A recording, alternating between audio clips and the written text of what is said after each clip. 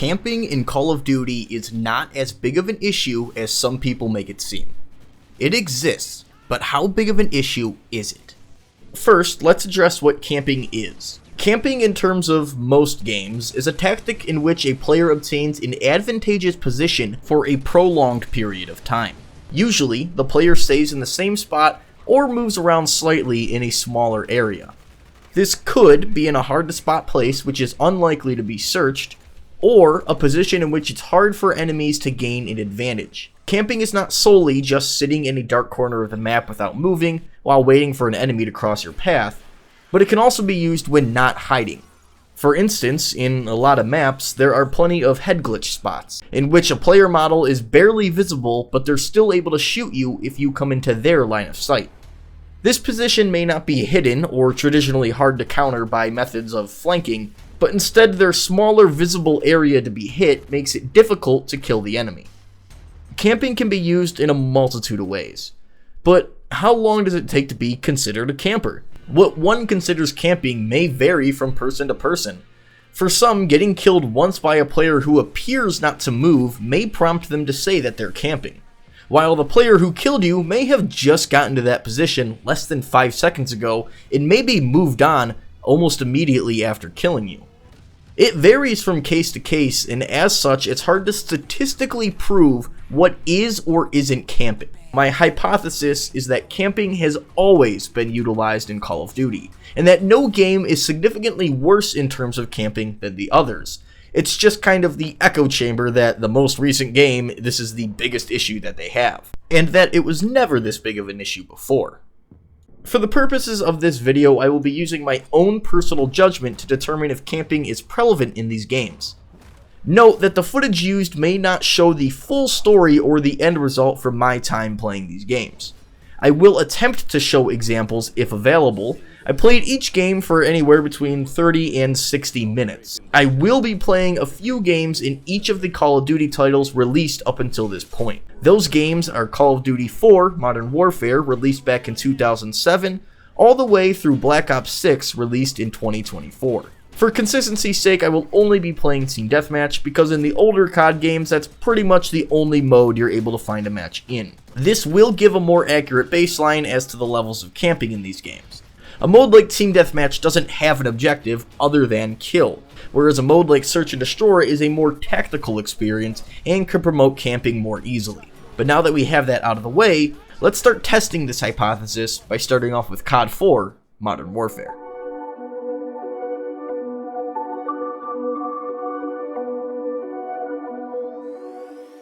Call of Duty 4 Modern Warfare saw the emergence of the true powerhouse of Call of Duty as we know it. Initially, the past 3 CODs were all World War II shooters, but the devs at Infinity Ward wanted to try something new, a game in a modern setting. Their vision came to fruition, and COD 4 saw Call of Duty skyrocket in popularity, giving birth to the arena multiplayer shooter as we know it, popularizing things like the creative class and perk systems as we still have in Call of Duty today. While bare bones compared to the games of Modern, COD 4 with its issues is still a very solid game. I started off by searching for a game of TDM, and after a few minutes found a lobby, a match on Crossfire. Now, you'll notice a theme in a lot of these older games if you look closely at the footage. It seems pretty rare that you find a completely full lobby. And even when you do, the odds of you being able to enter different lobbies feels low. It seems that no matter what time of day you play at, there's not always a ton of people on, so you'll usually have to settle for playing with the same group of people that you started off with. While it is possible to find different lobbies, I personally found it difficult. This game had us starting off with only 6 people, 3 on each team. I start off with my gold AK, which I totally got legit. You'll notice a theme here, I may as well bring it up now. In some of these older games, I played them again well after launch, and in some of them I happened to get into a modded lobby. In all of these cases, the host of said lobby just modded everyone's account to max level and unlocked literally everything in the game for them. A harmless thing being as the odds of me going for gold in a game that's 15 plus years old is low, but still. Some of these games I did not personally get everything myself. But I will bring this up as to not have me accused of cheating. I have never once had a mod menu installed myself aside from the random games where the host enables it just for the duration of the match. So I will bring up if any of my stats are legit or not in any of these games, but do keep in mind I have never personally had a mod menu installed, nor do I utilize mods, nor do I think that they are an enjoyable experience when playing a multiplayer shooter. Now that that's out of the way, back to my experience. You'll notice after this kill, I noticed via the UAV that there's somebody up in this building. I'll classify him as a camper. He's not holed up in a singular position, but is instead moving around this area up top. But the assumption is that, assuming he isn't killed, he would camp up there moving between different windows to gain a vantage point, and also not being extremely predictable. While he is moving, most people would consider this camping. I kill him and move along with my day as the enemy team basically gets spawn trapped until whoever's the host decides to leave, leading this game to end. So there was some camping, but it wasn't an absurd amount. Most people ended up moving around a pretty decent amount. Next up, I joined a game in progress on Ambush. After not really finding any camping, the game ended, given it was a very short-lived match, but it ended again due to the host leaving. After that was a game on Wetwork. Now this is one of those really dark maps in COD 4 in which there's a lot of different areas in which you can hide in a dark corner. This is one of the matches I ended up playing and one of the ones that I ended up recording that I found the most camping in. And this is something you're going to see a lot in some of these games, where some maps end up having a more camping-friendly environment, and some maps really promote just moving around for better vantage points. Wetwork is one of those maps where you do seem to find a lot of people camping, because it's a pretty linear and small-ish map that a lot of people just end up hiding in the corners and kind of picking you off as you come around. As you can't really customize your character in COD 4 and a lot of these older CODs, a lot of the character models, at least on this map, are pretty dark and hard to spot, so until you're killed by a guy camping in a corner, you end up not really noticing them. Now there was obviously a bunch of people running around and playing the game as intended, and while camping can be classified as a legitimate strategy, I did find a pretty decent amount of camping here, whether that be camping in a corner or kind of in the spawns up on the catwalk sort of areas. I did end up playing COD 4 for a little bit longer after this match ended, just not recording it, and I ended up with the conclusion that COD 4 camping was moderate to high. Again, this is going to vary on a case-by-case basis by map, but I ended up feeling that the more I played COD 4, the more often I felt that people were camping. Now, moderate to high does not necessarily mean that it was an absurd amount in which everybody was camping, but it was enough to get me to quantify it as almost getting into that high camping territory. Now, for the purposes of this video, I am going to classify camping in 3 different designations. There is low, moderate, and high. It's pretty self-explanatory. Low camping means, yeah, there's probably some campers, but it didn't really feel like a lot. Moderate means it's kind of middle of the pack. There were people camping, but it really felt like a fairly balanced game. There was going to be some people that were camping heavier than others, and a lot of other people moving around. High camping means it felt like most of the match was just people camping. It is going to be pretty rare, I feel, to get high camping, because I feel like Call of Duty doesn't really promote camping all that much. While it is a strategy that people do implement, I feel like having a straight up TDM match where everybody's camping in a corner doesn't really ever work in Call of Duty, but there's still plenty of games to go through. All in all, COD 4 gets a moderate to high on the camping scale, probably leaning more so towards the moderate area.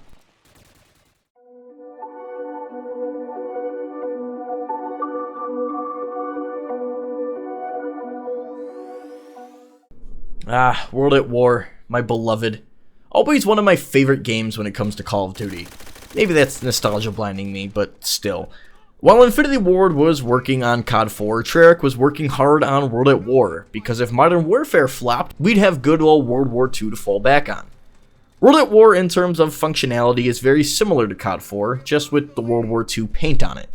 Same systems for streaks, classes, and perks. I loaded up into a game on Hangar, and all was well in the world. Nothing seemed out of the ordinary, and it was going about as expected. Bunch of people running around, and the lone guy here or there holed up in a building. I actually got by a guy camping in a building by his bouncing Betty. I ended up finding a few people camping, but nothing absurd. Just about the expected amount for my hypothesis. When it comes to my playstyle for this video, I changed almost nothing from my traditional gameplay in Call of Duty. I classify myself more as a tactical player.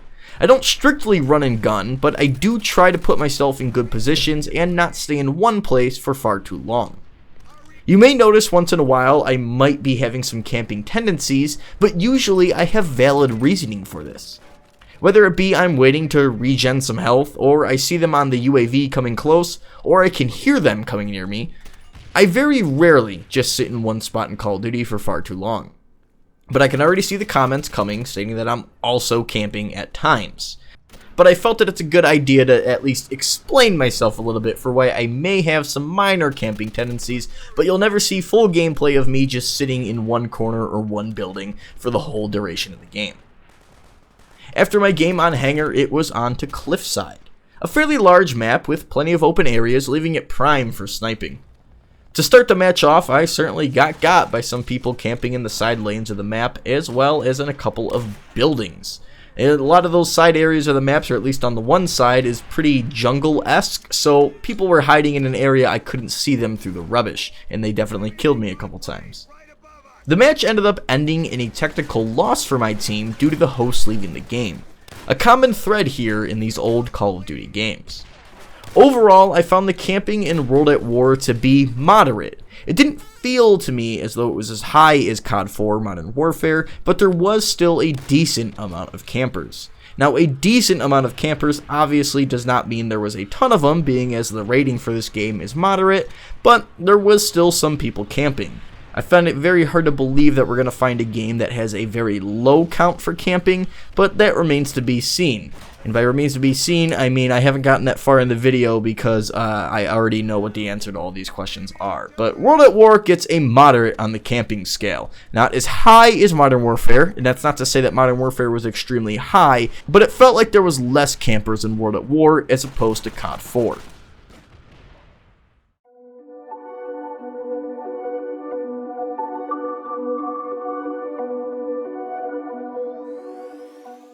The OG MW2, a staple of Call of Duty multiplayer.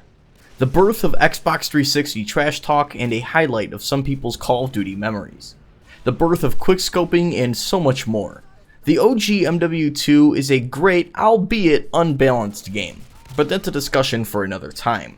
This game was pivotal in so many people's gaming career and spawned so many content creators that people know and love today. Initially, when booting up this game, I assumed the camping levels would be the highest I've seen due to the streak system. You see, as most know, there is a nuke in Modern Warfare 2. The coveted streak was gained by obtaining 25 uninterrupted kills.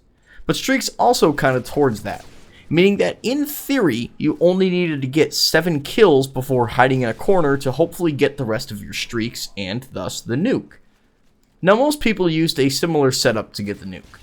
The 7 kill streak Harrier Strike, the 11 streak Chopper Gunner or AC-130, and finally the 25 kill nuke. There are some variations as to the streak setup, but the 7, 11, 25 is the most common. Let it be known that in MW2 I also had a modded lobby in which they gave me absolutely everything and boosted my rank to 1070, though I have absolutely no mods or hacks installed in this game. I start up by loading into a TDM game in Wasteland. A large map with its large lanes lends itself to sniping a ton. I start off with the intervention and spawn in the middle and swiftly get ended. A death or two later, I'm going around the outskirts of the map, trying hard not to become the campers I'm investigating, but also being strategic enough to not die. So far, this match has not proven much in terms of campers. I swiftly sniper a couple more people, and while, yes, it's hard scoping for much of it, I'm still satisfied. Many people in the COD community seem to hate hard scoping, and while I understand it, as it can infuriate me too, I raise the question of, what are snipers made to do? You guys think the guys who got Bin Laden made sure the final kill cam was a 360 double Y throwing knife silent shot quickscope? I digress. I make my way around the outskirts of the map and get my Harrier Strike. Calling it in, I promptly do what this video is about and camp my ever-loving ass off, getting my Chopper Gunner during this. I call in my chopper, and like Kendrick, it's like bing bop boom boom boom bop bam, because the type of shit I'm on, you wouldn't understand. Within my chopper gunner, I obtained the coveted nuke, and once it's done, I call that bitch in. And that's the end of the game. Now, I didn't find much in terms of campers because I was the camper in which I despise, but this was literally my first game playing MW2, and I refuse to let this nuke go to waste in this video. So now it's on to the next match.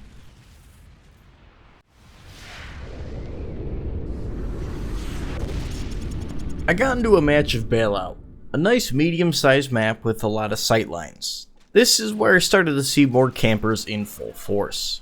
This is one of those maps where some of the buildings lend itself nicely into camping.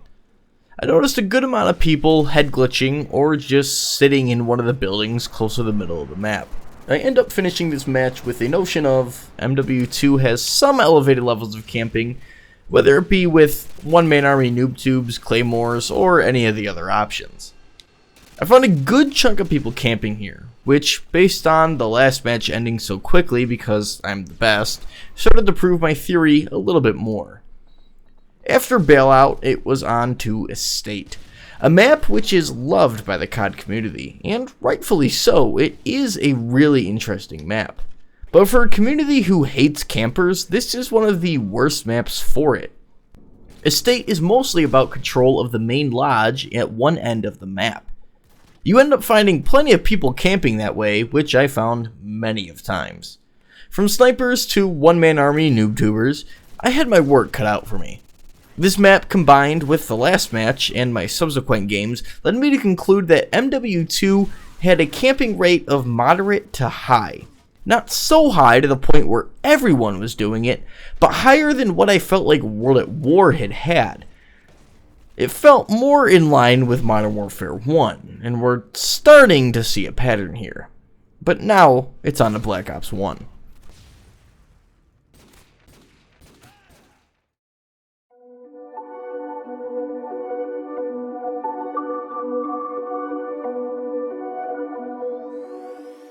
Black Ops 1 was the next evolution of the COD series, taking some much welcome changes. You had more advanced movement in diving, actual customization for your character, and a different way of unlocking things. The CODs prior were all about leveling up to unlock different things, completing challenges and increasing your rank to obtain new gear.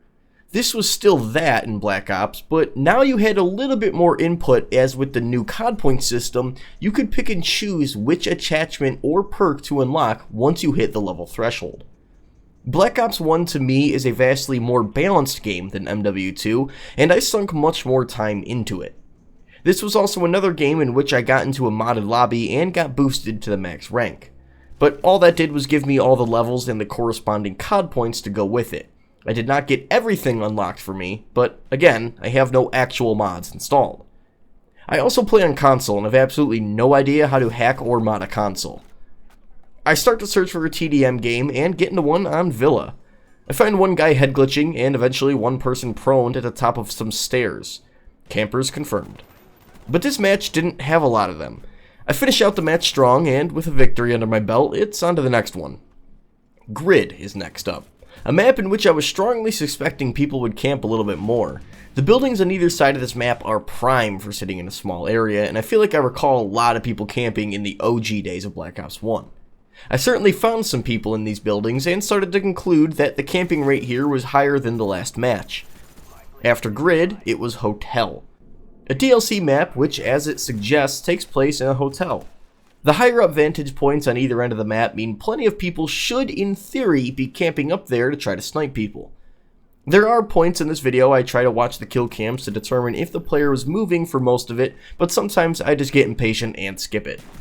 Between running around and trying to find people, I certainly got some people camping, but there was more gunfights going on in the other areas of the map, which I found enjoyable. It wasn't a scenario where each team was just holed up in the sight lines and sniped each other. After playing for some more time, I came to a conclusion that Black Ops 1 had a camping rate of moderate. I even put in my notes here that I think statistically it was probably moderate to high, but I didn't personally feel myself getting killed and getting annoyed and agitated by camping, which is kind of how I determine if it's high camping or not. Like, if it agitates me a lot more, it's probably happening a lot more, even if the stats say otherwise. And no, I'm not proving this with stats by going into replays and counting each person who stays in a static area for a set period of time, Once more, this is just an anecdotal experience of mine. I do see the argument that these older CODs are not populated by new players, but are more likely to be played by people who played these games at launch. But I strongly believe that the playstyle from playing these old games feels much like it did back in the day. I don't see too many differences in what I remember this game playing like and what it's playing like in the modern day, despite the fact that the player base is a lot smaller and not populated by new players. But now it's time to go into the future, and by the future I mean the modern day, but the future from when Black Ops 1 takes place, with the OG MW3.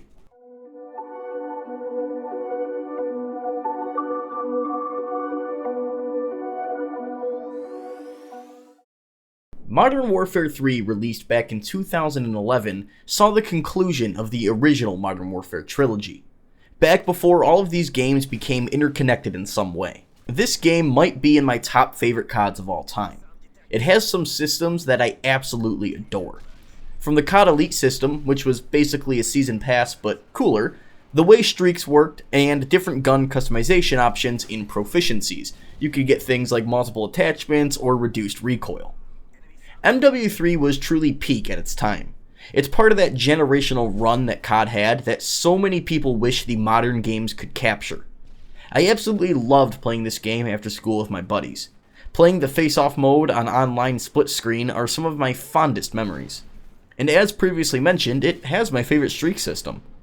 MW3 saw the introduction of different streak types and ways of unlocking them. Assault was your basic kill streaks, as we all know. Support, which was, as the name suggests, mostly support-oriented streaks. And Specialist, that would give you more perks and eventually all of them once your streak was high enough. The way streaks worked was different too. It wasn't all about kills. Playing the objective was actually rewarded for once. You got 1 point per kill and half a point for doing something regarding the objective. It was truly a great system. But this video isn't about that. It's about camping, so let's take a look. I start off with the TDM game on Underground, a medium-sized map that has a lot of areas to flank around. You'll notice me checking the scoreboard pretty frequently here because I was getting hit with some lag and I wanted to determine if it was my internet or the host of the game. Regardless, I ran around with my CM901, my personal favorite gun in the game. This match was pretty standard aside from the lag here. I didn't find myself coming in contact with too many campers here, but there was a couple I ended up finding, given I did join this match late. Not a very high start to camping though. Next up was Terminal, a classic and fan favorite map from MW2, and this is where the fun began. I start by running around trying to find people, and one person is hopped up in the back with a tactical insertion just camping pretty darn hard. I kill them, and again when they respawn, and eventually get overrun by their teammates as I am in their spawn at this point. From people camping in the plane to the tops of buildings, I started to see elevated levels of camping here. Not a ton, but more than the last match, that's for sure. I end up finishing this match and get loaded immediately into another match on Terminal, which I found a little bit strange. Maybe one in progress already. You'll notice this last match that I recorded is a little bit wonky. This is the first time that I came across a hacker in my time getting footage for this video. Every so often, boxes would appear on the screen where enemies were. The whole lobby essentially had wall hacks. Maybe it's on account of the hacker in the lobby, but holy hell was there a lot of camping in this match. I mean, I had fun playing, but it was hard to go a couple lives without getting killed by someone just holding an angle or sitting in or on the plane. I continued to play MW3 for a little while longer, and aside from not getting the footage because I'm too lazy to scrub through 2 hours of footage for each game, I came to the conclusion that MW3 seemed to have the highest levels of camping yet. There was just so many of them on and off camera that I was dumbfounded. Was the game always this way? Nonetheless, MW3 gets the first high ranking for camping. It might be more moderate to high, but was definitely on the higher side of that tier. And thus, the pattern continues. Do you see it yet? And now it's on to many people's favorite COD, Black Ops 2.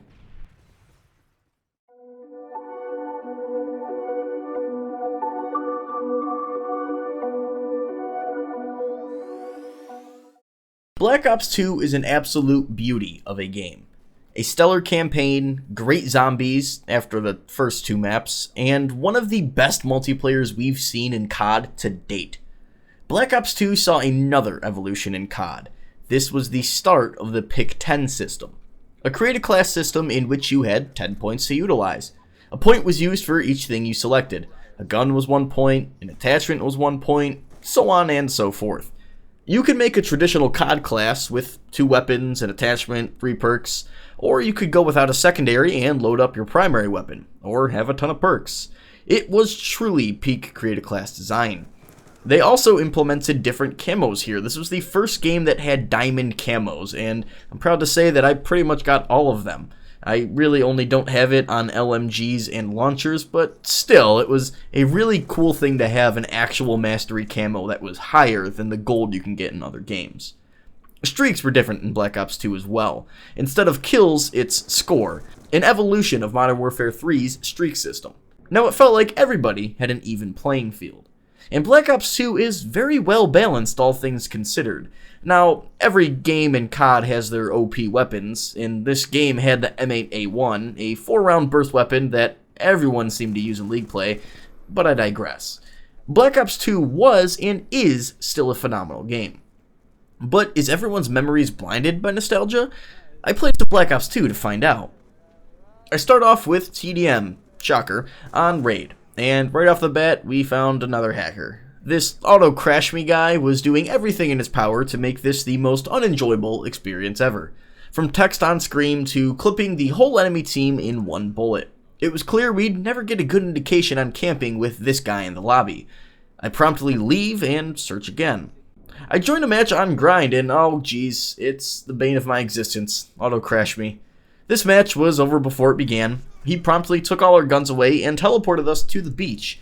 And in the game, he was saying that this is a beach party and violence is not tolerated here. Did you just like take away our guns? Yeah, so y'all would be peaceful, because y'all started killing each other. You can't have that at a beach party. Come on, now it's the beach party extravaganza. This is actually... I'm surprised we're still able to walk on the map. Give me my gun back, I want to shoot you in the face. Well, I can't play this game, I might as well explore it. It really is surprising how there's so much collision out here on the beach. The player was never intended to be out here, and yet you can still walk on a pretty good chunk of it. The modder also put text on screen saying some pretty profane stuff, like stuff I can't say, so I took the liberty of blurring it out, but typical gamer speak, I guess. I ventured out into the abyss of the ocean in hopes that a kraken would finally take me away, and I leave the game. Now it's on to my first real match of Black Ops 2, without auto-crash-me. Now it's magma time. I load into my first real match of Black Ops 2 and start off with the FAL and make my way to the middle of the map. I find some potential campers with tac inserts and keep on playing. Most of the fights seem to happen in the middle or on the sides of this map. Not on the side with all the magma and the train cars though. I don't really know all the callouts in the names on these maps, so I apologize. This match was relatively standard, middle of the road camping it seems. While I keep getting into gunfights in the same areas, it wasn't like people were just sitting in one static location. After magma, it was on to standoff, a classic Black Ops 2 map. From people camping near the hay bales to elevated positions on either end of the map, I found some pretty decent camping here. This match seemed to have more annoying amounts of camping, but it may have been the same few people, but once more, this is all subjective. I end up playing Black Ops 2 and giving it a rating of moderate for camping. In my time off camera, I seem to come in contact with many more campers, but I still labeled this as pretty moderate.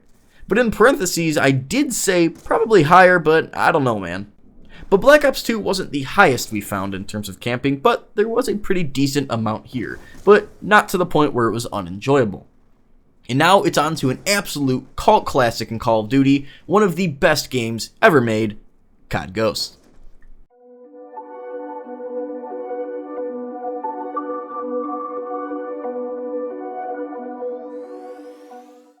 COD Ghost is commonly referred to as one of the worst Call of Duties from this era, long before some of the more major dumpster fires we've had as of recent. Ghost has always had a special place in my heart though. It's where I first started playing in local comp tournaments with my now defunct Team Reflex. We went 6-0 in our times playing in local search and destroy tournaments. 4 at the Microsoft store in our mall, and 2 at different local game shops around the area. Needless to say, while I played comp in terms of like league play in Black Ops 2, Ghosts is where my competitive spirit really started to shine in terms of doing these local tournaments and game battles.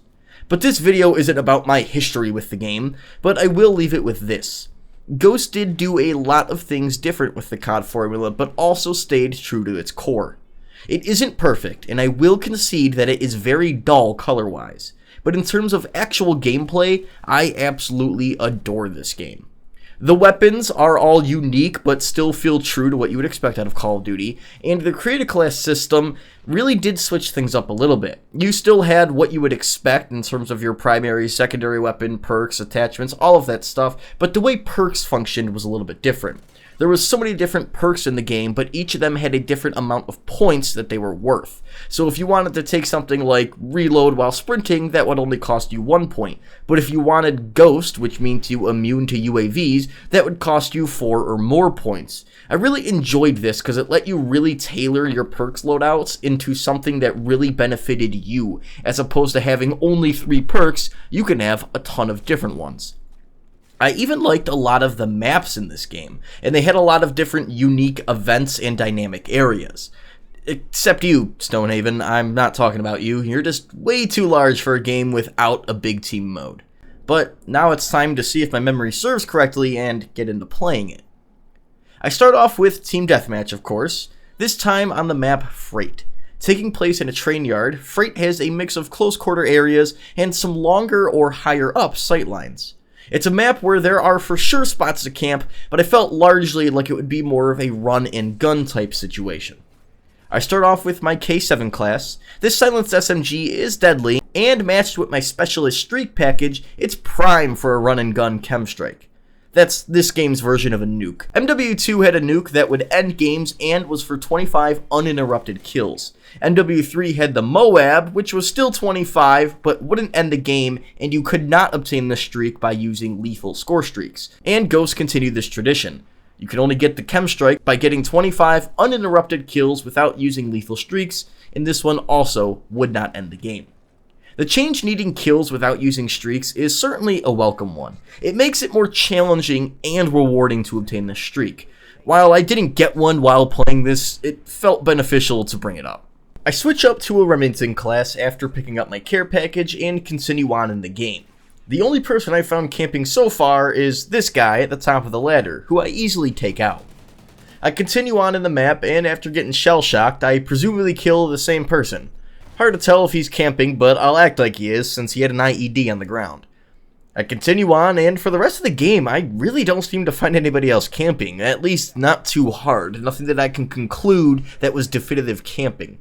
Though the guy killed in the final kill cam seems like he's trying to hold down this area up top if it wasn't for my teammate under him. But after Freight, it's time for the next match on Overlord. Remember when I said I like a lot of the maps in Ghosts? Yeah, this is not one of them. I boot up with the sniper class, which I seemingly seem to use the sidearm more with, and run around. I die atop of this catwalk and continue on, but not really by a camper, it didn't feel like. Going towards the same area, I go upstairs and find someone in a corner. Hard to tell if he was just AFK or just really slow with reaction times, but he's gone now. I keep finding myself in this same area of the map, and end up killing a couple more guys. Running around to get to safety after being shot, and I eventually succumb to my wounds. I keep running, I keep gunning, and honestly, there isn't much going on. I'm not having a good time, but I just don't really enjoy this map. In the rest of the footage of this game, there's really not another person who seems to be camping. There are some sus moments, but nothing that was really definitive. I played Ghost for a little while more and ended up not coming across too much camping, which is a change of pace for Infinity Ward games, it seems. I end up giving Ghost a low-ish to moderate, because I did have a more moderate experience after the fact of recording, but there was still a pretty low amount. But after Ghosts, it's on to the future of Call of Duty with Advanced Warfare.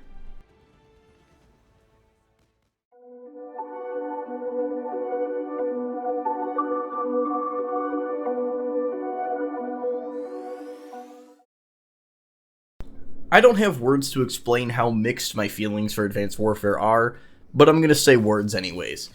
Coming out in 2014, Advanced Warfare was the beginning of 3 major changes to Call of Duty: advanced movement, supply drops, and weapon variants. I'll be honest, when this game first got announced, I was super excited for it, and supply drops actually excited me. Oh, how naive I was. At first, when this game came out, it was a breath of fresh air. The advanced movement was something we hadn't seen in COD before, and the ability to get new versions of weapons with unique stats was also amazing at the time. But somewhere in the middle of this game's life cycle, my frontal lobe developed or something, because my opinion flipped completely. I went from loving the advanced movement system to being indifferent about it, went from loving the variants to hating them all, and went from being excited about getting supply drops to understanding how predatory the system is. The movement was definitely the least of my issues. As much as I prefer boots on the ground COD, I could still have fun playing AW. What really started to tick me off was the variants. This was in the time frame that I still played comp, and in game battles, weapon variants were banned, but in league play, they were not. But I started to hate variants so much that I stopped using them completely for a bit of time. Why do I hate variants, you may ask? I'll tell ya. The premise of unlocking new versions of weapons is not something that I'm inherently against. The problem I have is the system in which you did it in this game. There was no way to unlock weapon variants or base weapons themselves unless you opened supply drops. And there was no surefire way to get the weapon that you wanted. There's people out there who never got the Obsidian Steed or the Speakeasy. That's where my hate came from. Cosmetic items unlocked randomly, fine, but actual game-changing weapons that some were basically needed in order to stay competitive, that's some bull. And my feelings are extremely mixed because as much as I did partially enjoy the game, I hated so many aspects of it. But I still played it long enough to literally hit Prestige Master, which is 30 prestiges in Advanced Warfare. So clearly I put my time into this game, so it's really a love and hate relationship. But we should get to talking about camping, right? Booting this game up, I went in assuming that camping would be at an all-time low. I mean, it makes sense, right? A game in which you have an exosuit that allows you to jump higher and move around faster? Why would anyone camp? I began with a match on Swarm. At this point in the match, I've only seen a couple people camping. One with the XMG, and some people up in this corner of the map. It seems like people were gravitating towards this area most of the time. Maybe it's because of the sightlines, but still, I did find some camping, but most people seem to be moving around.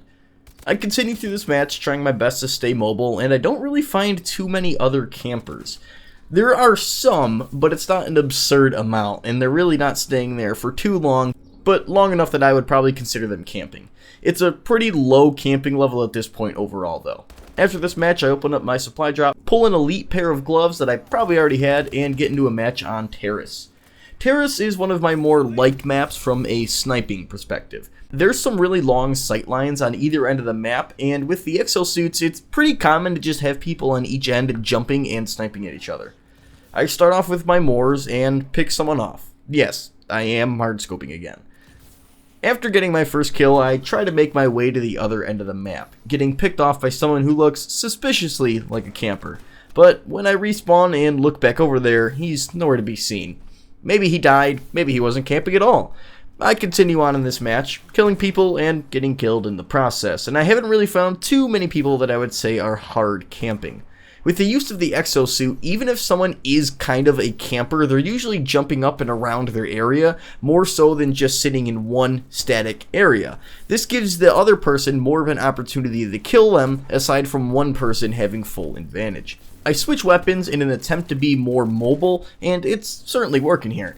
I'm being more aggressive, finding more people. Still no hard camping, a few people here and there that could be considered, but nothing absurd to the point where I was getting killed by them constantly.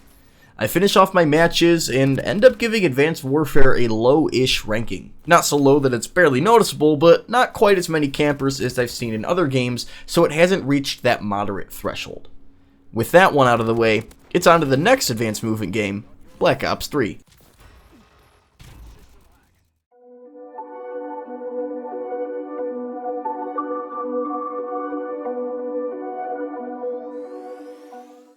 Black Ops 3 continued on with the advanced movement system, but evolved on it a little bit. Instead of an exosuit where you got a single burst to move your character in whichever direction you wanted, you now had a usage meter. So you had to decide where you wanted to go, but also how much power to use. There was a limited amount of time that you could use your thrusters before having to let them recharge. BO3 also introduced wall running, swimming, the winner's circle, and specialists. Specialists are akin to the operator system we have now, individual characters with unique looks and voices, though specialists all had their own unique abilities to choose from. For example, Ruin could use gravity spikes to ground pound, or overdrive to move quicker. Sparrow could use an explosive bow or a vision pulse to see enemies through walls for a short time. It's really like the field upgrade system we have now, except the items were locked behind a single character. Black Ops 3 also continued with supply drops, but did away with weapon variants, though new weapons were still locked behind these boxes, which I'm still missing a ton of to this day. So they improved on some aspects, but still had some pretty predatory practices here as well. Black Ops 3 was also the first COD to have a true, fully unique mastery camo. Most other games had camos in which would give you a final one for completion of all in a class, such as Diamond or Royalty in Advanced Warfare, but Black Ops 3 had Dark Matter, which was unlocked once you got Diamond on every single weapon in the game. So Black Ops 3 added a lot of things that we still have in COD to this day. Much like Advanced Warfare, I anticipated not a lot of camping going into Black Ops 3. After all, it is an advanced movement game.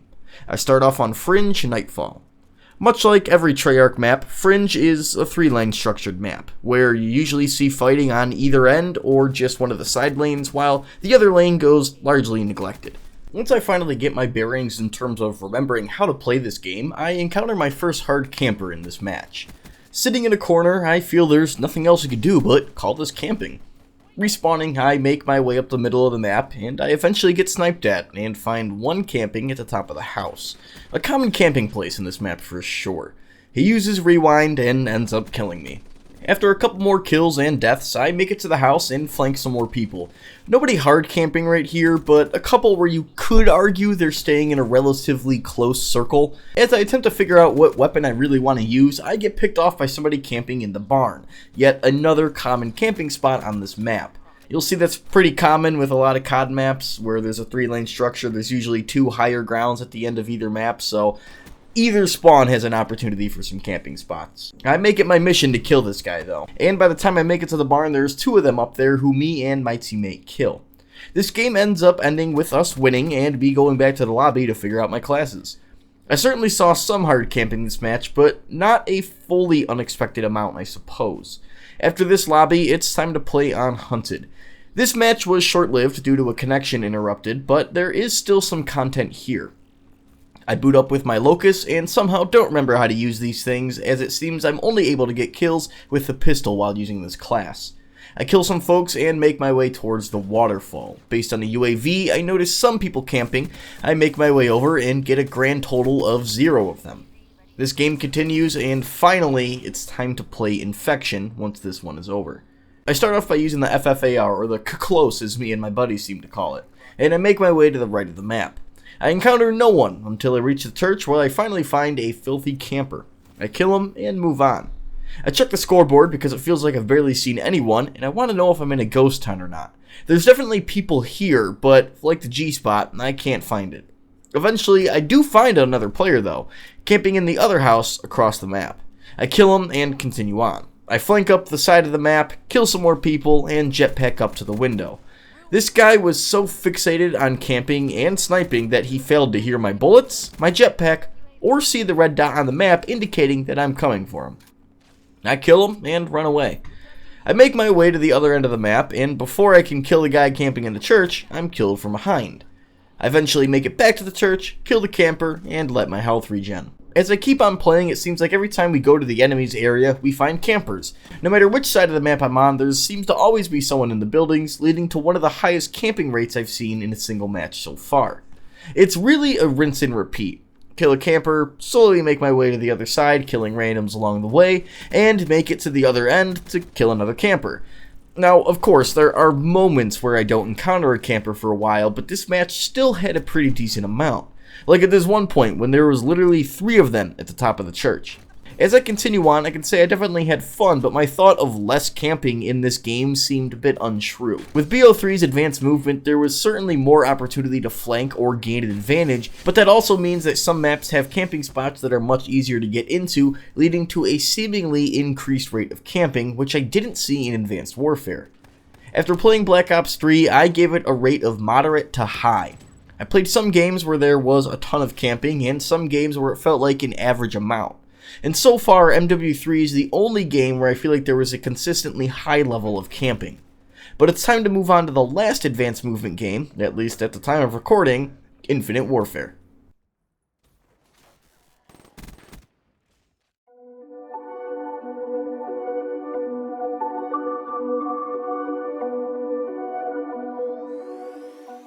Infinite Warfare was pretty much universally hated once it was announced.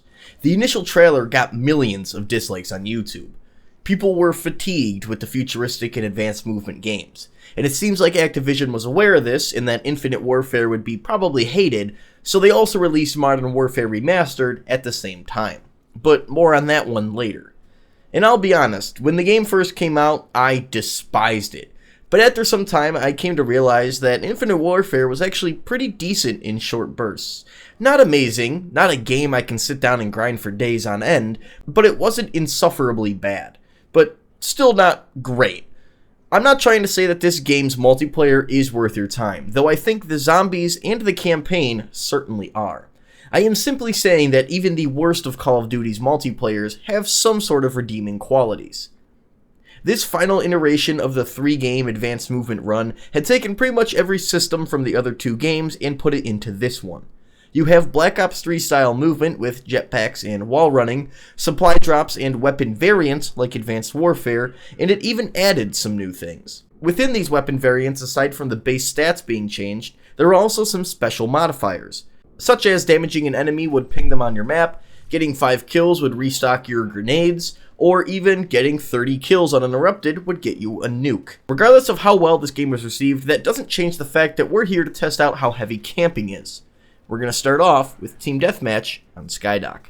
Once I load in, I select the NV4 because it's basically an M4, which has basically always been my favorite weapon in COD, so long as they have something like it. I peel off to the left, floating in, fluttering away. I managed to not kill like 3 people, but someone comes from behind and I panic knife and kill him. I make my way to the middle of the map and eventually die to somebody flying around. I spawn and go back to the middle and die immediately again. I think 3rd time's the charm and immediately go back to the middle where I find 3 of them and fail to kill a single one. I switch classes because surely that'll work and die from the middle again. While Infinite Warfare is an advanced movement game, you'll notice people still sitting in spots like these, constantly flying around and doing some bullshit to kill you, all the while staying in the same general area. It's not camping in the sense of holding a corner and not moving, but it's certainly still camping. I keep on playing and eventually make a couple of good plays, getting some kills, but still dying to some bullshit. Like this guy using the Titan because for some reason this LMG is extremely overpowered, and rewind. As I continue to play, I find more camping, more dying by some bullshit, and eventually get so pissed off at this game that I rage quit in hopes that I'll find a new lobby. I think that is the first time that I've done that for this video, which is a testament to how much this game pisses me off, making me regret saying that it was decent in short bursts. Maybe I meant it was like decent when it came out, but by this point the 12 people that still play Infinite Warfare never left, so they have everything. Regardless, it's time for my next match on Genesis. A smaller map, but one I usually have a pretty good time on. I spawn in and make my way to the left. I kill 1, I kill 2, easy enough. Continuing on the left, I get a couple more kills before pushing too hard when I was hurt and dying. I keep on playing and haven't really found too much in terms of camping, aside from this one guy in the corner and another one that was in kind of what their spawn area was later in the match. I keep on going and eventually get myself on a pretty decent streak. Thinking I might drop this game's equivalent of a nuke, I start playing a little bit more conservative, really focusing on the minimap and trying not to push where I don't know what's going on. After getting on a 22 kill streak and only needing 3 more to get a nuke, I fumble the bag so hard it's like I'm a moderately successful Minecraft YouTuber's career when a child slips into their DMs. I had to do the bare minimum, which was nothing, and I still failed. My console aim and my old body couldn't keep up, so I died. This game ends, and I only found a couple of people camping overall. The last match certainly had a lot compared to this one, but now it's time for the last match that I recorded on Precinct. Spawning in with an R3K, which is a burst weapon, I make my way around the side of the map. I only get a couple of kills and find myself back in our spawn. I literally only saw a couple people during the whole traversal of the outside of the map. This should have clued me into what was happening. I make my way to the middle of the map, and holy shit, there's 3 of them camping their cocks off. I try, and I try, and I try, and I try, and I try to enjoy this game and find a bright spot, but I cannot do it. I rage quit, yet again. Luckily, my muscle memory allows this to be a painless process, and I play some more games that I didn't record because I didn't trust myself. I end up giving IW a rating of moderate, but in parentheses put that this game fucking sucks. It made me mad enough to physically write in the script that I hated this. But maybe I can have some fun with a classic, like Modern Warfare, the 2007 one. But it's remastered this time.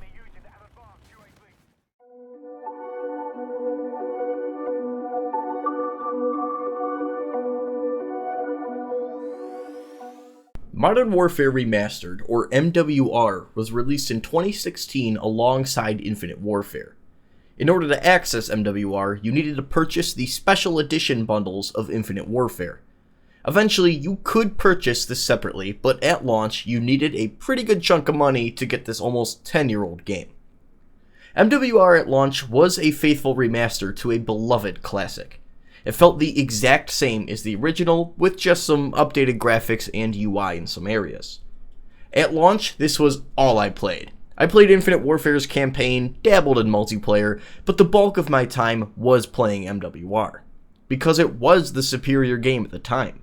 It functions the same create a class system, the same weapons and unlocks, but eventually it did evolve and fell into the same holes that the other CODs of the time did. They eventually added supply drops to MWR. Initially, these weren't too bad, only adding cosmetic items for you to customize with, but eventually you could unlock whole new weapons in this system. And for most of the weapons, they were pretty hard to obtain. Within the supply drop systems, we had different crates, coinciding with different events and different collections. For the weapons in MWR, you needed to complete a subsection of a collection, all offering different rewards. Meaning getting a new weapon to unlock took a little bit of time. You needed to open the event-specific drops or get enough duplicates to get salvage to purchase your way into these new weapons. Throughout all of these weapons released in MWR, I still do not have a single one, which is a testament to the time that it took to unlock these guns. But overall, MWR was a phenomenal experience that is far superior to the other game that released at the exact same time. But let's get into the games with my first one on Vacant. I came into this match as it was in progress, but was still able to gather some footage. As I play, you can find one person that you could consider a camper, but he may also just be in this corner because he was flashed initially. Vacant is a pretty small map, so my hunch for camping was pretty low going into this, but there was a lone guy here and there that I found, given this was a very short-lived match. I do what I can, and the game ends swiftly with a victory. Not much to note here in terms of camping, but now we go on to Pipeline. A larger map with longer sight lines, I was expecting some more camping going on here. I spawn in with my R700, my personal favorite sniper in COD history, and I pick someone off across the map and make my way into one of the 2 main buildings on this map. I get killed a couple of times and start playing class roulette where I just keep switching classes until something just clicks. I win in some gunfights, lose in others, and honestly haven't seen too much camping, which is weird because this map tends to promote camping pretty heavily. That is until this one guy camped in a corner with a P90 where he is barely visible. I try and make my way towards him and kill some folks along in the process. Eventually, I do get him by blind firing into this corner that he was in. It looks a little bit more lit up during editing, but during gameplay, I swear I could not see this guy in the corner initially. And I honestly only really ever found a few people camping. This match ends, and it's back to basics with Crossfire. Would this match compare to the first match I played for this video? Let's find out.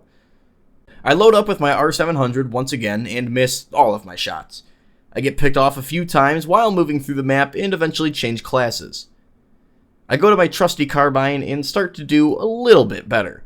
There was some people I found camping here, mostly on the second floor of some of these buildings. I make my way to try and take them out to varying degrees of success.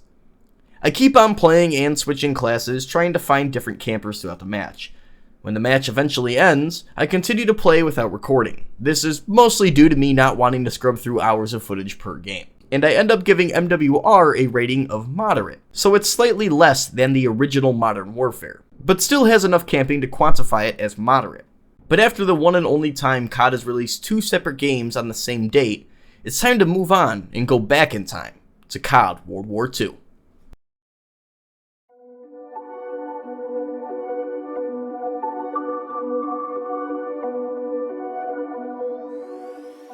COD World War II came out at a weird time. A return to form with boots on the ground and a World War II aesthetic, World War II seemed like a slam dunk of a game. But there was this little indie game that started to gain traction during this game's release. That small little project was called Fortnite. Yeah, Prime Fortnite was during COD World War II's life cycle, which basically was the nail in the coffin for this game.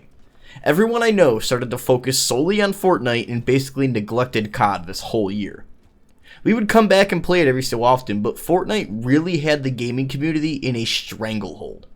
I'm of the mindset that World War II was and is a phenomenal game, but it was outshined by something that it had no chance to compete with. As previously mentioned, World War II was going back to basics with a classic boots-on-the-ground COD set during the Second World War.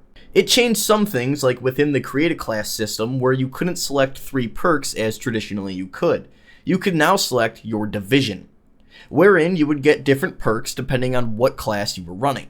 For instance, the infantry division would unlock things as you ranked up in the division, such as additional attachments, more mags, and quicker movement while ADS. They did eventually overhaul the division systems with different perks and made it more similar to what we know the Create a Class system is now. I was a big believer in a division system, and I even made a whole video on it. Given it's pretty dated and there was no scripting and the quality isn't as good, but I have stayed true to my initial assessment of divisions.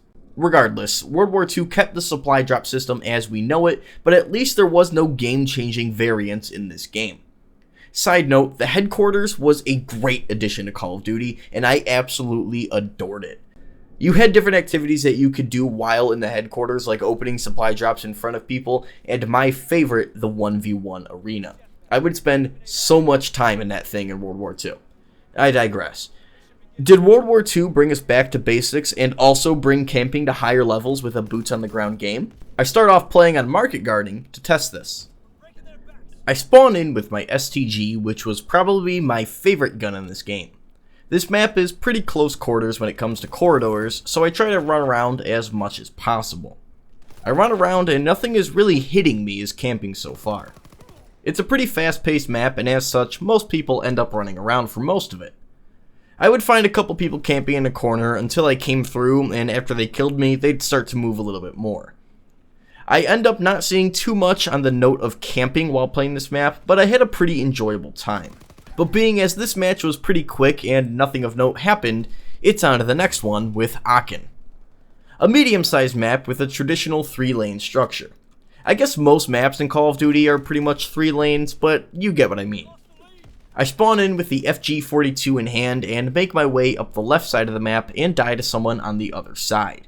I respawn and switch to my Kar 98K and pick someone off. I kill some more and I die. I make my way around and get to the other side of the map and find some people who may have been camping as they're engaged with one of my teammates, but there's real no way of knowing. I keep making my way through this left side because apparently I'm insane and keep doing the same thing and expecting different results. It seems like most of their team ends up gravitating towards the right side of the map as opposed to where I spawn, and they seem to be camping. And that seems to be the common consensus. I funnel to the left, they funnel to the right, and that fighting keeps happening to the right. It seemed to be a pretty decent amount of camping over there, but I ended up moving around so much and dying so much that it was really hard to tell for sure. The final match I recorded was on Valkyrie. As I play through this match, it seems like I'm coming into a little bit more camping compared to my first game. This game has some mounted turrets on it in some maps, and some of the players here are for sure using them. Mixed in with some people corner camping, I certainly have found the campers that I set out to see. Once more in this gameplay, you'll see me trying to move around as much as possible in an attempt to not become a camper myself. I keep on playing through this match, doing all that I can, and as my time in COD World War II progresses, I end up coming away with the conclusion that the camping rate here was moderate. Some maps were for sure worse than others, but overall pretty middle of the road. Nothing too crazy and nothing too lax. And now it's on to the Black Ops game that has real no reason being a Black Ops game with Black Ops 4.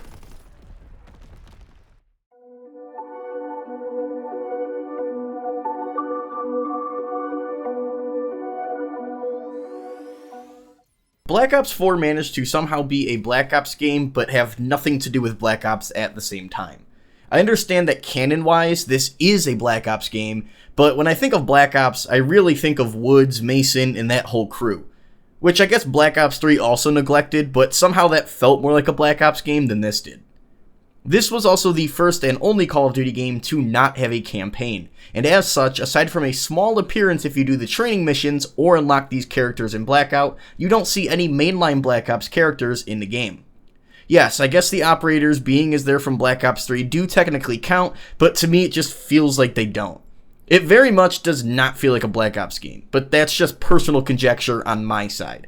Black Ops 4 does have to be the worst monetized Call of Duty game ever put out there though. A game that costs you $60 to buy into, a season pass which was $50, supply drops with weapons in it, many of which I still don't have, a battle pass, and an in-game option to buy skins. If you hate the bundle system that we have now in Call of Duty, I implore you to take a look at this game and tell me that we don't have it better now. This was by far the greediest game we've ever gotten in Call of Duty history. But that's enough ranting about that. Let's talk about the actual game. Black Ops 4 has some unique quirks about it, much like every other Call of Duty title. You have your basic pick 10 system, but it is slightly different in this iteration. The only real differences here are the addition of weapon mods and operator equipment. Weapon mods are special abilities that some weapons have, like the MOG-12 shotgun getting Dragon's Breath, the Vapor AR getting a bayonet, or the Mozu pistol making headshots always lethal. Some weapons don't have mods, and largely I didn't really use too many of them anyways. In order to use a weapon mod, you had to use a wildcard slot to have the option to equip one, and then use 2 additional pick 10 slots to equip it, meaning a total of 4 pick 10 points were needed to equip a gun with an operator mod. In most cases, this just felt cumbersome compared to what you would give up. Another big change in the creative class system is operator equipment. Every operator has an ultimate and equipment. The operator equipment comes at no cost to you for the pick 10 system, but does take away your ability to equip grenades, for instance. So if you wanted to use the operator Crash, who can drop ammo for the team and yourself, you couldn't put a Tomahawk or trophy system in the same class and use his ability. This is fine in theory, but really does limit your class potential. The biggest change with Black Ops 4 though was with the health system. Instead of what we all know with Call of Duty, which is automatically regenerating health, your health would now need to be manually healed, which was also on a cooldown.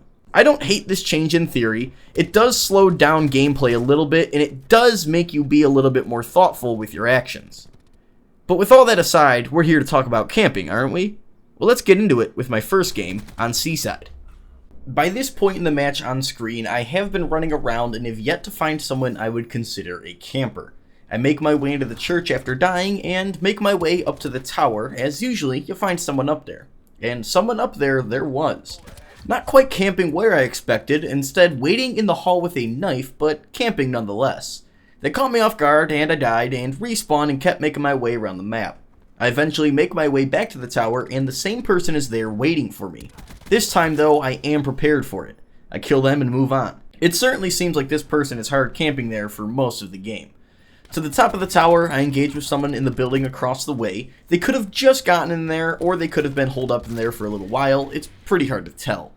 We fail to kill each other, and as I'm retreating, somebody comes up the stairs, and I somehow manage to win that fight. As I continue on to the match, I kill some folks, and they kill me. I end up stumbling across my teammates camping in this building. It now dawns on me that I haven't been keeping track of any other camping other than the enemies that I find, and now realize there's a whole other metric that I neglected to count. But then again, when you talk about campers in COD, are you ever really focusing on your team? Not really. I find myself back in the tower, and that same person is there waiting for me. Now that I know what to expect, they have no chance. I keep progressing, eventually going back to the church, and while that person isn't waiting for me with a knife, there is somebody camping up in the tower with a sniper, who I kill. As I kill some more people in the church area, I once more go up to the tower and find that camper once again. The game eventually ends due to time running out, and I certainly found some camping going on here. Now it's on to Jungle Flooded. Jungle Flooded is the classic Black Ops map, but with a twist. The twist being a lot of the map is underwater, so most of the fights end up being in the hut areas of the map as opposed to, well, anywhere else. I really do not like this iteration of Jungle. I would have preferred it to have no water on it and just make it like the original Black Ops map. There's a few times where many of the enemies were camped out near the hut on the other side of this bridge. While most of them were actively moving, I found them there so much that it's possible that they were just hovering around this general vicinity most of the time. There was definitely some camping here, and most of the time it seemed to be this guy with the Mozu in different corners of the map. He killed me while the whole kill cam was him in the corner, at least twice. As well as one guy on top of this hill, which is always a pretty popular camping spot on this map. I'll spare you the pleasantries with this match as it wasn't my best performance, but I did highlight some of the major beats of camping that I found. For sure, some people were camping. But all good things must come in threes, so it's time for the final match on Gridlock. I came into this match in progress, so there was definitely some work to do on my end to see if people were camping. I load in with my Unicorn GKS and get to work. I make my way around and eventually find these two people holding a sightline across the way. They appear to have just gotten there, so there's no camping yet. I kill some more people, get burned a little bit, and run away. I flank to the middle and kill 3 more people. It's possible that 1 or 2 of them intended the head glitch, but I didn't let them live long enough to see the extent of their playstyle. Well, chalked it up to a maybe for camping. The main camping I did find on this map was at this vantage point where you walk up a broken down highway sign. I keep on playing through this match, eventually getting all my streaks, and don't come away with too much camping. Certainly higher rates than my last 2 matches. I play 1 or 2 more after this and didn't end up recording them, but I did get a match on Icebreaker in which there was a ton of camping. This map has a lot of long sightlines and you end up just finding a lot of people head glitching with snipers. And of course on this match I say that has some of the highest levels of camping, I didn't record, so you're just going to have to trust me on this one, I guess. I come away with the conclusion that Black Ops 4 has a moderate level of camping. Now let's move on to what some may consider the start of this current phase of modern Call of Duty with Modern Warfare 2019.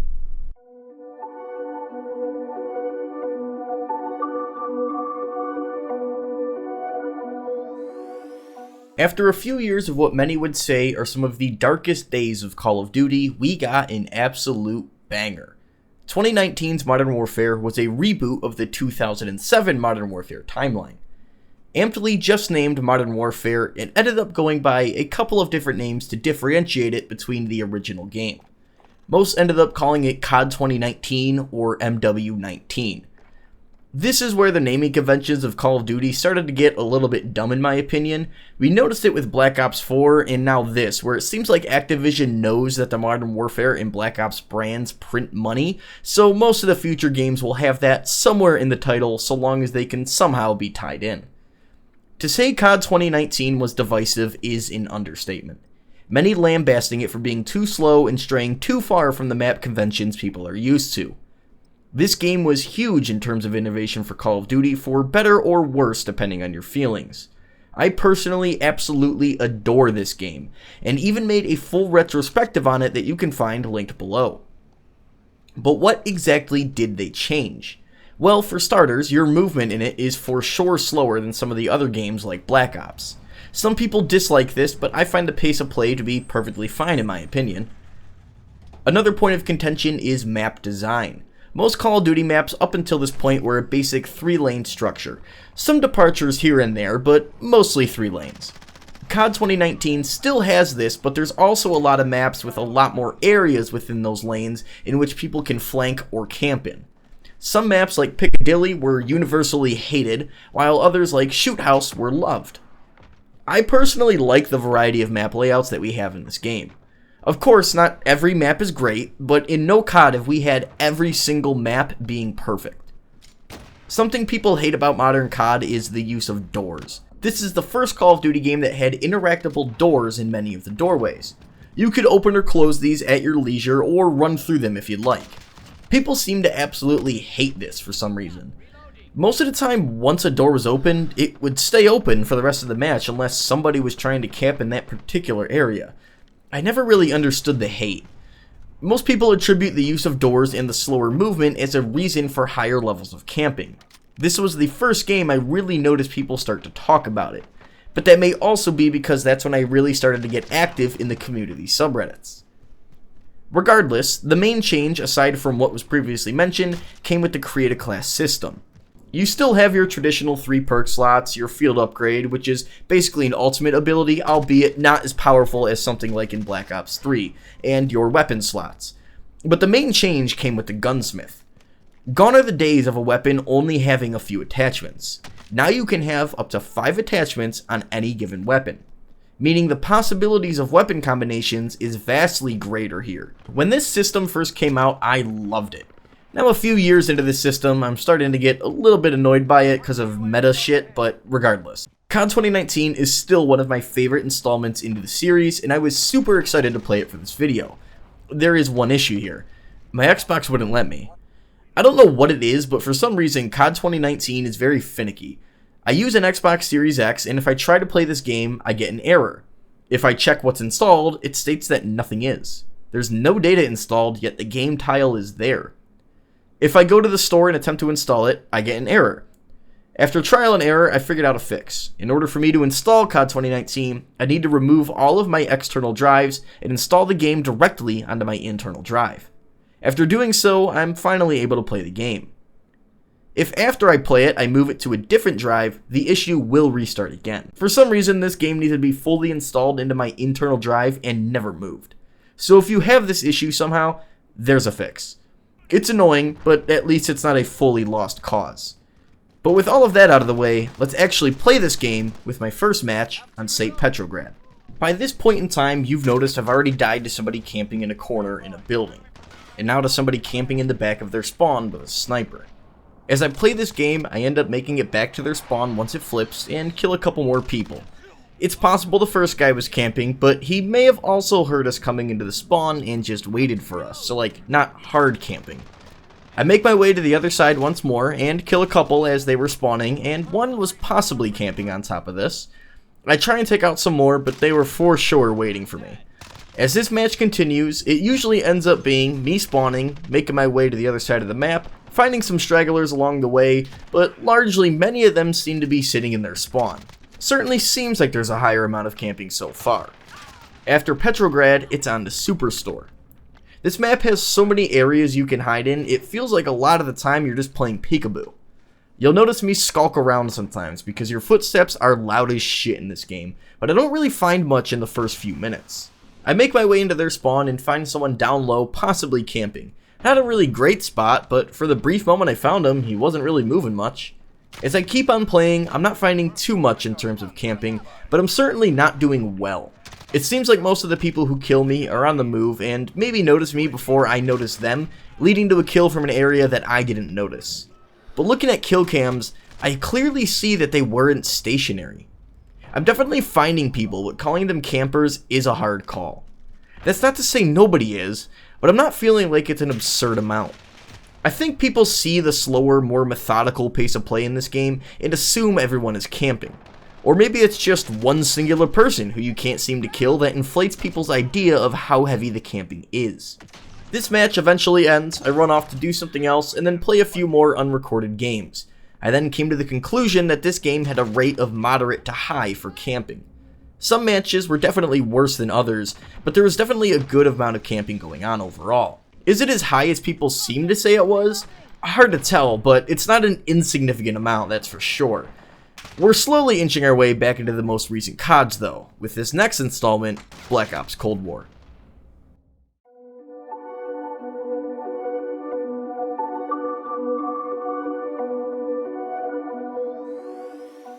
Black Ops Cold War followed Modern Warfare with pretty positive reception, taking mostly everything from last year's COD but putting the Black Ops spin on it. The only major change you have in gameplay is that it is significantly quicker than COD 2019, But otherwise, it remains largely unchanged. The create a class system is pretty much the same. You can still put a lot of attachments on weapons, and you have everything else you would know and love. I did forget to mention in the last section, but beginning with COD 2019, they did away with the Season Pass and Supply Drop model, instead opting for a free update with Seasons and Battle Passes model. This is what we still have in COD through Black Ops 6 at the time of recording. I love this change. Doing away with Season Passes means every single player gets to enjoy every new map without a paywall. New weapons were also unlocked in Battle Passes, but they were typically unlocked at an early enough level that if you put a little bit of time into the game, you would unlock it for free. Long gone are the days of hoping to get a weapon from a supply drop. This also continued the shop system that we all know and love. I say that sarcastically. Continuing on from 2019, you still had the option to purchase skins in shops. These items varied in price and the items inside. Some of these were operators, some were just emblems or weapon blueprints. In most cases, the price of getting an operator that wasn't in the battle pass would cost you like 10 or 20 bucks. That price is pretty damn high, but that is a reasonable trade-off considering you get game-changing content for free. I understand the prices are a turnoff for many people, but honestly, that's just a blessing in disguise. Because now you get to save your money and focus on the game. Speaking of the game, let's play it and see how bad the camping is. We start off on Collateral Strike. I load in and try to find some people. With Black Ops Cold War being a faster paced game, I anticipated a lot of gunfights while moving and lower levels of camping compared to Modern Warfare. I find someone in their spawn, but shortly after getting a kill, I'm ended by a shotgun from behind.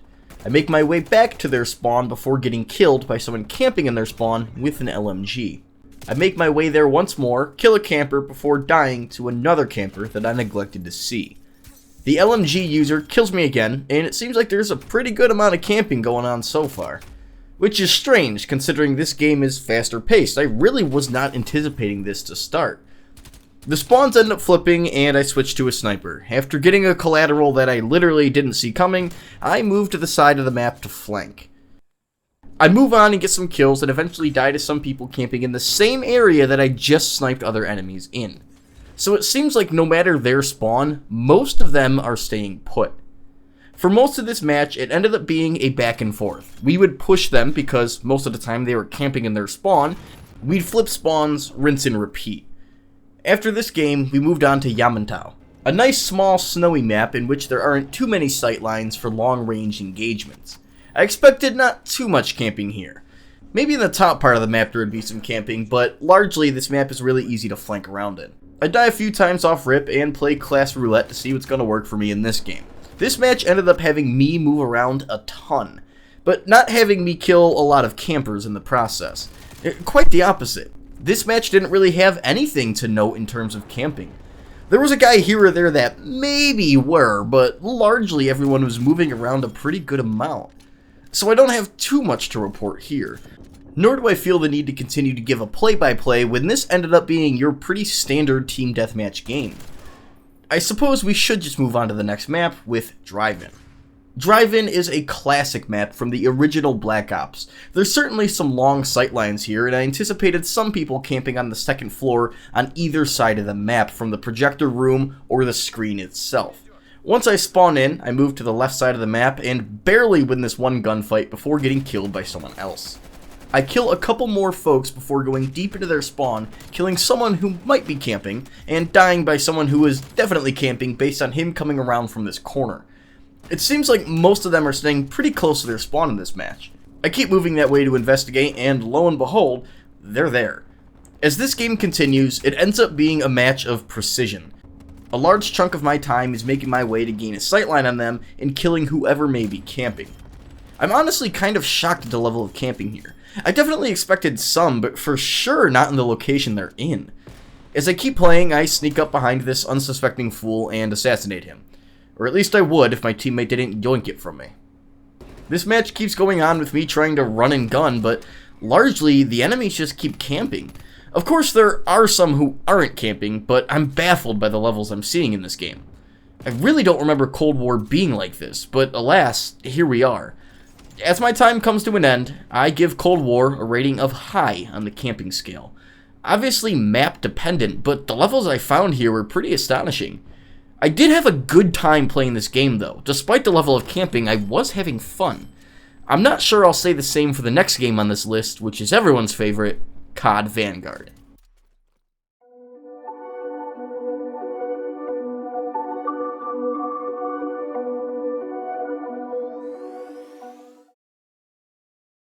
Vanguard is a really weird game, because on one hand, the gameplay is actually really good, but in most other aspects, it falls flat. Like, the campaign was serviceable, telling stories of different soldiers in an elite group known as the Vanguard.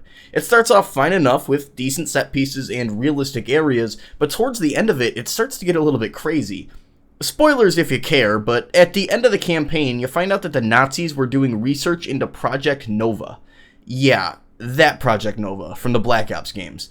I understand that Call of Duty has never been fully about realism, and even in the campaigns they take liberties with real-world historical events. And if you come into a COD campaign expecting 100% historically accurate things, you'll be disappointed. But still, the inclusion of Project Nova was just so absurd in this game.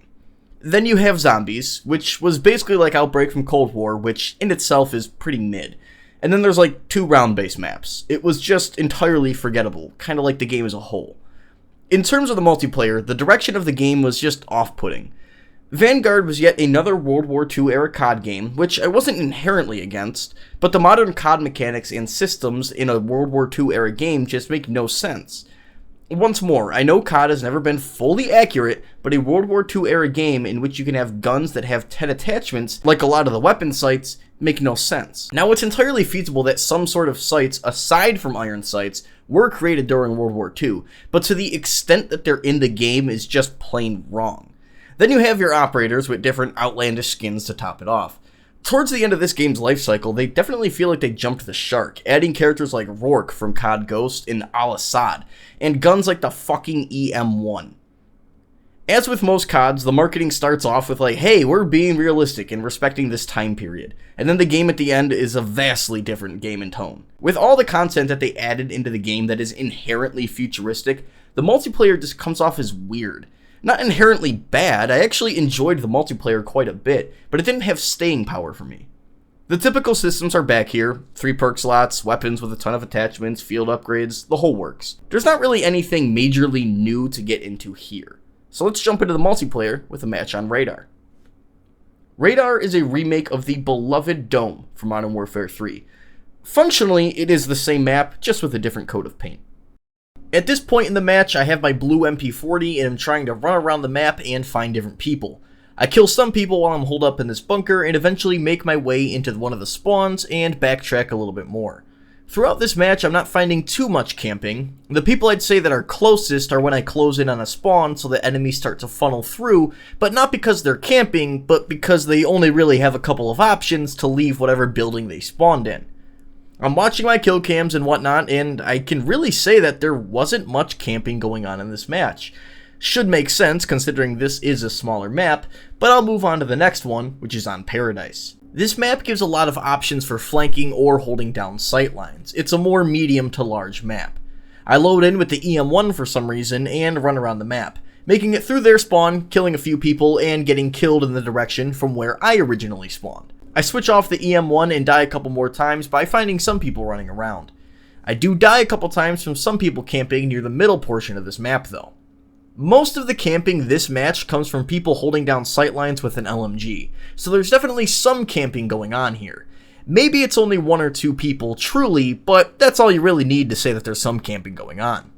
This match had a pretty decent amount of camping going on, but nothing in the first match. So let's get into the final recorded match on Fortress. The first portion of this match led me to little in terms of camping. I die a bunch, but not to people sitting in corners, but mostly from people running around. There was a guy here or there that were on the catwalks on either end, but largely most people were running around here.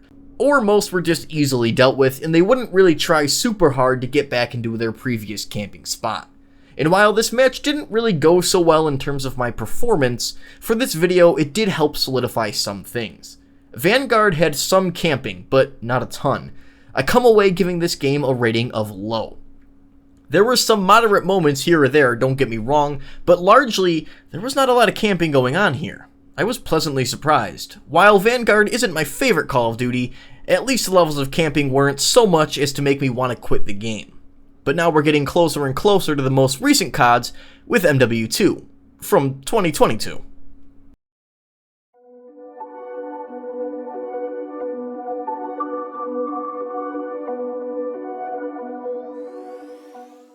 Modern Warfare 2 from 2022 is a pretty darn good game. I liked the campaign, and Spec Ops was fine, though I've never really been huge on Spec Ops, and the multiplayer seemed like the next logical step for continuing on from COD 2019. Pretty much every single thing from COD 2019 is here, but there were some adjustments to movement speeds and the ways perks worked. Perks could now be equipped as usual, but they're not all active from the get-go. Instead, you earn your perks as the match progresses. Initially starting off with one active perk, and at the end of the match having them all active. Realistically, if you like 2019's offerings, you'd like this. It really feels like the same, for better or worse depending on your preference. I found myself sinking more time into this game than I did the previous 2 installments for COD, and I found it to be an overall good time, at least on release. I don't recall coming into absurd amounts of campers back in the day, but that's what this video is all about. Once more, MW 2022, as it's commonly referred to as to differentiate it between its 2009 counterpart, is a pretty good game. So let's get into the matches. I start off with my first game on Al Bagra Fortress. Most of the older games I ended up retooling my classes to more support my current playstyle, but this game came out recently enough that I really would only change a thing or two and leave my classes mostly the same. I load in and start my search. I get some kills and die a couple times too. So far, nothing, but this match did just start. I mosey on over towards their spawn and die to somebody proned in one of these barn areas. There's actually an enemy in both of these that I haven't quite seen yet, so there's already some camping confirmed. I try and do my due diligence and run around in an attempt to find some people without camping myself. Throughout this, I do get some kills, get killed, and find some people camping. Not heavy camping, but camping nonetheless. After the enemies were disposed of in the barn area, I never really found enemies going there again the rest of the match. Instead, I found one in this truck, and most of the time ended up being that people were camping in the middle area of the map so long as our spawns would let them basically spawn glitch. Throughout this match, I would try and make my way into this building and kill some folks as I saw fit. Realistically, if I found anyone camping, it was in this area. Despite the fact that there are some areas in which I've noticed people camping before during launch, I didn't see it much during this match. Despite the moderate levels of camping so far, I'm still having a good time in this game. Most of the time in this game, it feels like camping can be easily worked around. Many of the apps have plenty of options for flanking or strategic cover you can use to kill somebody who is camping. Though I do recall plenty of times at launch that my team is hard spawn camped in one of the areas of this map where the enemies would just camp in the middle building. But after Fortress, it's on to Black Gold. This is one of the few maps in MW2 that basically requires the use of night vision goggles. A feature I'm glad returned, but sometimes having NVGs on can be jarring when it comes to the glint on your sights or just the general color scheme. I actually like the idea of maps that require the use of different mechanics in the game, but sometimes the night vision goggle maps are just quite annoying. You can toggle these goggles on or off at any point, but if you're in the dark, it is damn near impossible to see anything without these things equipped. I die a time or two to somebody camping in the middle building, but overall I didn't find too much on this match.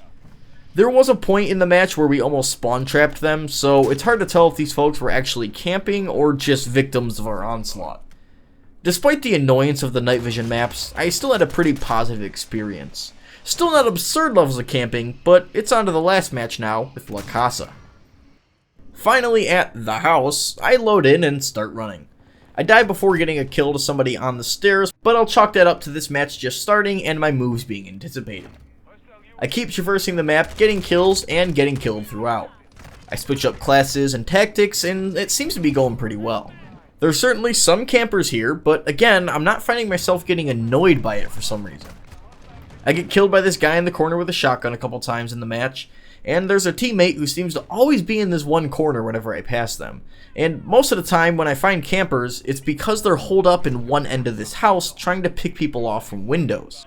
I find myself not blaming dying on some bullshit, but instead realizing that in my older age, my reaction time and ability to aim is lessened because I have been playing games other than online arcade shooters. But as previously stated, I have found some camping here, and a pretty decent amount of it too. Despite the fact that I'm not personally feeling inhibited by the level of camping, I must still keep with my journalistic integrity and give MW2 from 2022 a rating of moderate. There was for sure some camping going on, but I didn't find it to be too off-putting. Despite what many may say about this game, I did enjoy my time playing, even if camping was a thing that I found to be a non-insignificant level. But let's move on forward to the next evolution of COD with MW3. Wait, really? MW3? Didn't we just have MW2? We're doing sequels immediately now? Oh boy.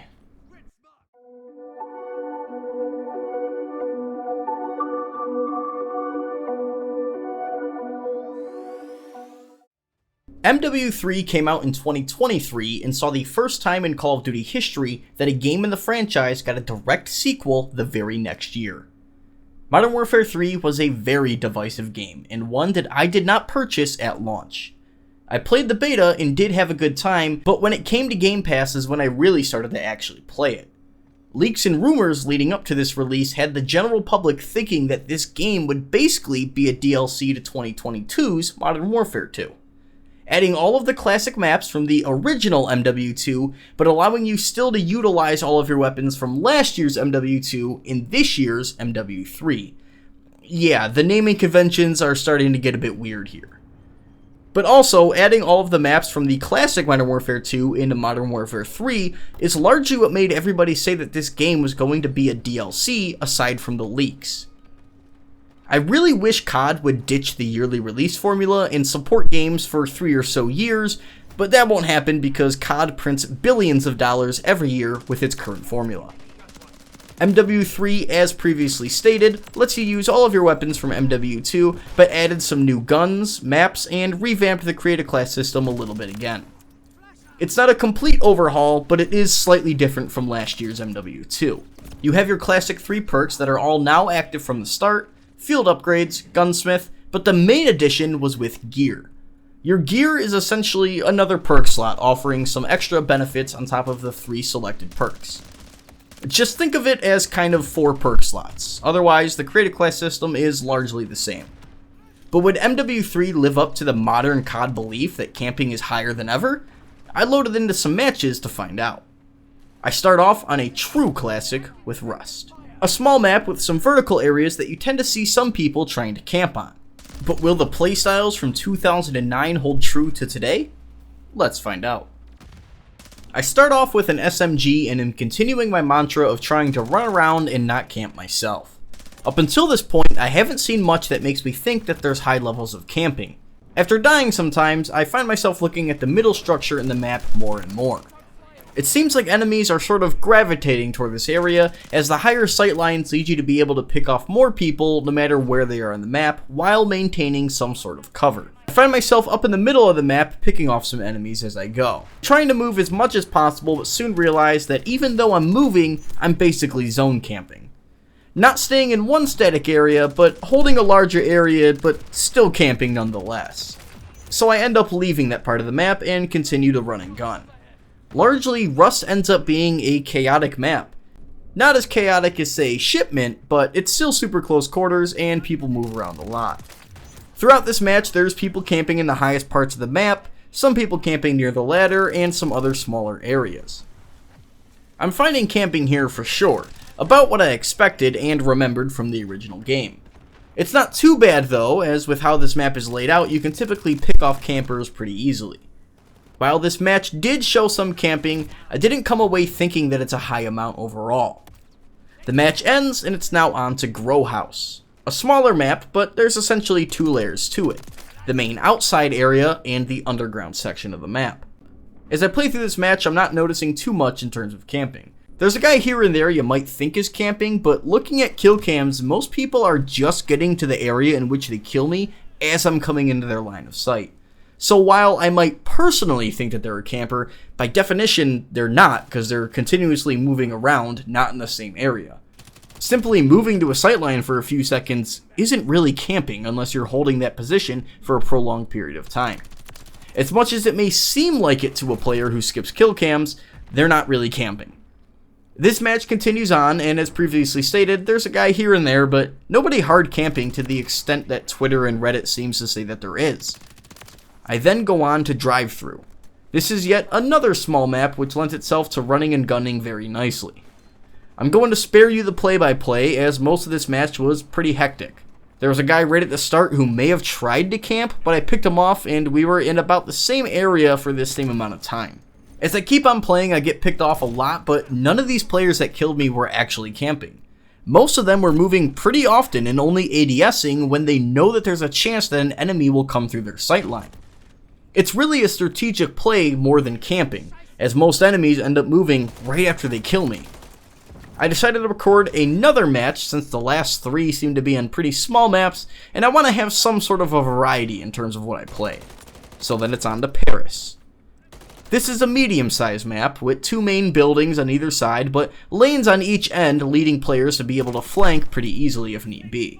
Throughout my time on this match, I once more didn't find too much in terms of camping. Most people were actually running around pretty frequently. Sure, a person here or there were holding an angle looking across the middle of the map, but nothing really conclusive from what I could see. It seemed like most players were running around a pretty good amount. I really find it hard to call much of what I saw as actual camping. As I continue on playing this game, I come to the conclusion that MW3 from 2023 has a low camping rate based on my observations. Maybe closer to a low to moderate, but I'd be hard pressed to call it straight up moderate. But with this one out of the way, we're on to the most recent Call of Duty title at the time of recording, with Black Ops 6.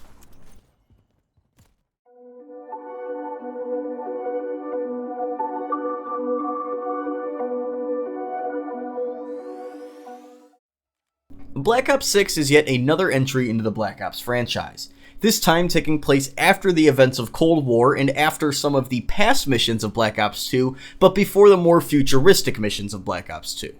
Call of Duty at this point is getting quite annoying with all the prequels, sequels, and reboots, because it feels like they're only milking 2 of the sub-franchises within this series. Black Ops and Modern Warfare feel like the only 2 games that we're starting to get now. While they feel a little bit different, I'd still like to see Call of Duty do some new stories and universes, kinda like they did with Ghosts and Advanced Warfare. And it's also starting to get a little bit annoying because every single game is getting connected in some way or another. Whether the campaign or multiplayer, all of it is connected in some way. I quite honestly hate that we get new cinematics now at the start of new seasons that continue on the story from where the campaign left off, because it leads me to forget where the hell we were by the time the next game comes out. Regardless, Black Ops 6 follows true to the Call of Duty formula as we currently know it. Guns with a lot of attachments, 3 perks with the ability to add more, the whole shebang. The only real difference here is the addition of Omni Movement, the ability to equip a melee weapon at any time without it taking up a secondary slot, and perk specialties. If you have enough perks in your class that are within the same combat specialty, you'll be rewarded with essentially an extra buff. These buffs range from getting increased speed and health regen after a kill, to seeing enemies through walls upon spawning, or seeing equipment through walls at all times. There are some other little buffs, but those are the gist of them. It's a nice addition, nothing super special, but I do enjoy it. It adds a little bit extra to the game. Omni Movement is the really big change here. It allows you to sprint, dive, and slide in any direction, all while maintaining control of your weapon. It's a nice feature, but it does lend itself nicely into the Movement Demon's toolkit, which can be a little bit annoying. Otherwise, the class system and game functions as you'd expect. Honestly, nothing super new here aside from Omni Movement. CODs are starting to blend together now with the same exact functions, just a new coat of paint, and it really is beginning to feel dull now. I do feel like the old games had so much more charm and uniqueness to them that they all stood out in some sort of way. Maybe it's nostalgia, maybe it's burnout, but COD is just going to keep milking this formula until a better way comes across to make money, and they'll shake it up again for the next 6 years. I guess that's enough ranting on modern COD. After all, we're here to talk about camping, so let's get into it with my first match. I start off on Rewind, and at this point haven't really come across too many campers. There was one guy who I almost labeled as camping, but looking at the kill cam had me see he was pretty much moving the whole time and wasn't even in that building very long. I continue to run around, finally dying to some guy in his spawn. I run back that way and die by somebody camping by a pallet. But when I try and kill him my next life, he's already gone. So he was camping from my perspective, but he either moved or died right after killing me. I haven't seen too much so far, which is actually surprising because once more, it seems like people complain about camping so much, especially in the newer CODs. There is this one guy prone to staring at a doorway who kills me later in the match, but that was probably the only egregious camping that I found. There's plenty of times I swap classes or adjust my sensitivity because I haven't played BO6 in so long that I've lost my touch. I'm really starting to understand why I don't play as many fast-paced online shooters anymore. It's official, I'm a has-been. I have my moments, but largely I just can't aim well or just don't have the reaction time that I used to in my prime. I mean, I'm basically a dinosaur. My birth year does start with a 19. Enjoy it while you can, kids. Your time is coming. But back to the game. It eventually ends, and I really only found a couple of campers, but nothing super major, so now we're moving on to the next match on Haven.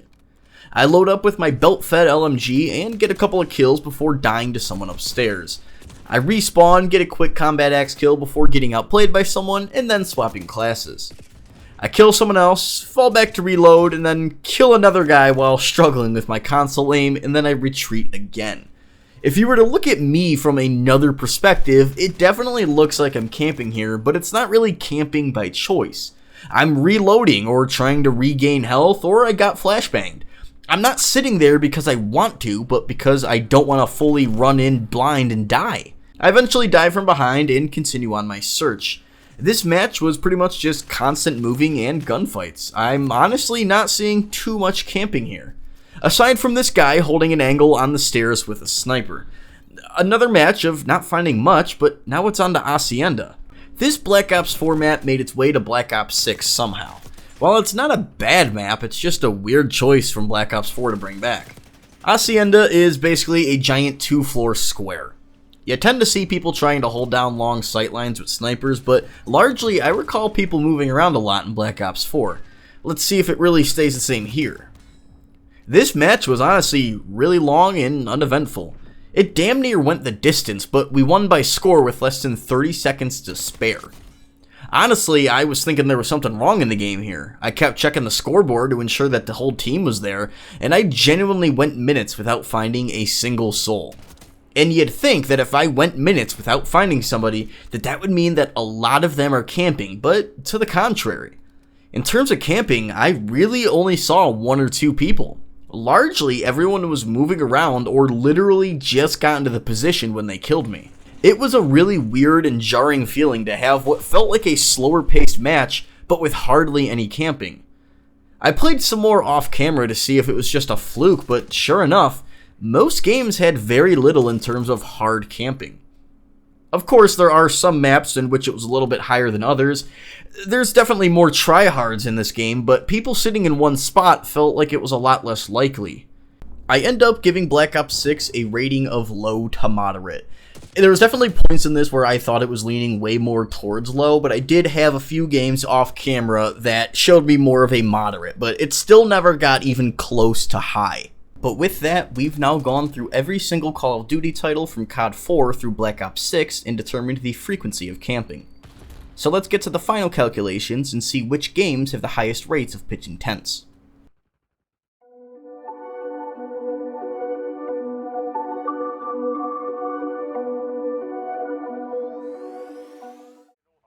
After crunching the numbers, we ended up with the ratings that follow.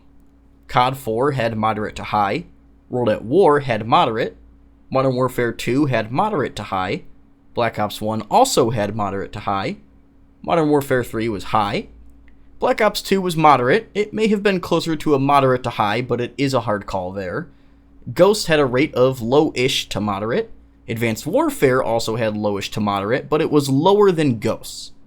Black Ops 3 had moderate to high.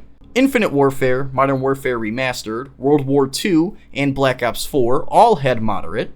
Modern Warfare 2019 had moderate to high. Black Ops Cold War had high. Vanguard was low, Modern Warfare 2 from 2022 was moderate, Modern Warfare 3 from 2023 was low, and Black Ops 6 was low to moderate. So for the total rankings, we have low with 2, low to moderate with 3, moderate with 7, moderate to high with 5, and high with 2. So in general, Call of Duty has moderate or slightly more moderate to high rates of camping. But even a moderate to high rate of camping doesn't mean it's an unbearable amount, just a little bit more than a moderate rating. It's that middle spot between moderate and high where it's not really quite clear one way or the other. In general, when a Call of Duty comes out, you're more likely to get a moderate level of camping than anything else. There are some outliers in which there's higher or lower quantities of camping, but it's largely not excessive. Now, before you come into the comments saying that this list doesn't have enough data points or there's insufficient evidence to fully say what the levels of camping are for each game, hear me out. The point of this video was to test the levels of camping in each game strictly looking at TDM. As mentioned in the beginning, this is for consistency and ease. I understand that playing a game from 2009 in 2025 may offer different results that possibly differ from when the game itself was first released. I didn't have the foresight to start working on this video nearly 20 years ago.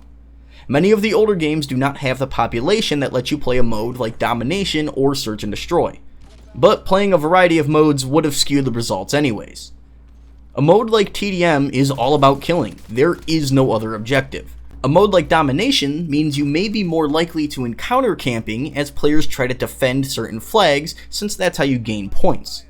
And Search and Destroy is a one-life mode, so people are probably more prompted to play conservatively. Additionally, each game has a lot of maps to play on. Some maps may be more prone to camping than others. There's no real way to account for that. I am aware that a map like Shipment from the original Modern Warfare will have less camping than a map like Tarak from Modern Warfare 2019. So the levels of camping you encounter will likely vary depending on the map and mode that you're playing. Additionally, there will be some days where it feels like everybody is camping regardless of which map or mode that you play on, and there's going to be days where it feels significantly less. It's really a roll of the dice for what kind of day you're going to be having. Lastly, while I defined what camping is from an objective standpoint in the beginning of this video, what someone calls camping will differ from person to person. Some people don't get agitated by snipers holding down the sightline. That's kind of what a sniper is made for. Some people call it camping if they die from an area that they just didn't see. And even if that person went back and looked at the game footage, they might see that that person who killed them that they thought was camping simply just got to that spot or maybe moved on shortly after. There are so many factors that go into what camping is that you cannot truly define or quantify it in a way that will satisfy everyone.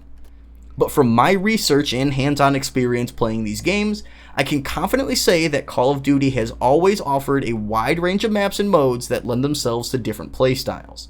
But the act of camping in Call of Duty is not a new phenomenon, nor is the rate of camping significantly higher in the newest releases. Call of Duty has always had and always will have camping in it. There is no avoiding it. You want my advice? Play the game and have fun your way. You don't need to worry about your KD or win-loss as much as you think you do. Sure, yes, I feel better when I do well and win, but that's not the end-all be-all.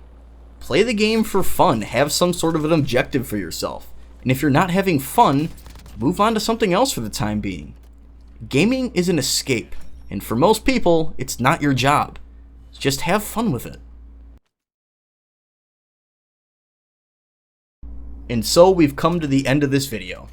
Thank you to all of you who stuck around and watched this long one. Let's continue on with this discussion in the comments down below. Thank you guys for sticking around and watching this, and I'll see you guys in the next one. Cheerio, mates!